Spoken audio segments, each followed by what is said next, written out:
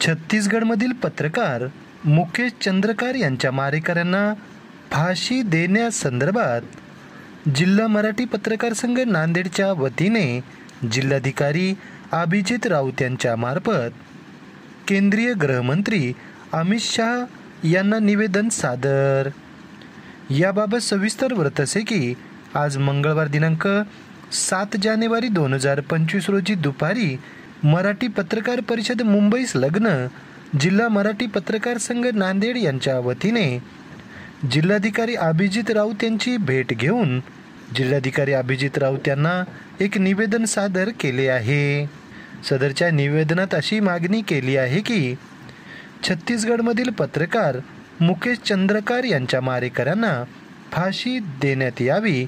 या मागणीचे निवेदन जिल्हाधिकारी अभिजित राऊत यांच्या मार्फत केंद्रीय गृहमंत्री भारत सरकार अमित शाह यांना आज एका निवेदनाद्वारे मागणी केली आहे।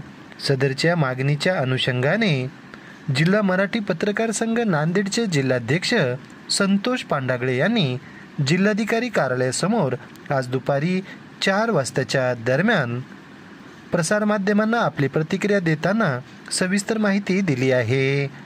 यावेळी असंख्य पत्रकार बांधव उपस्थित होते।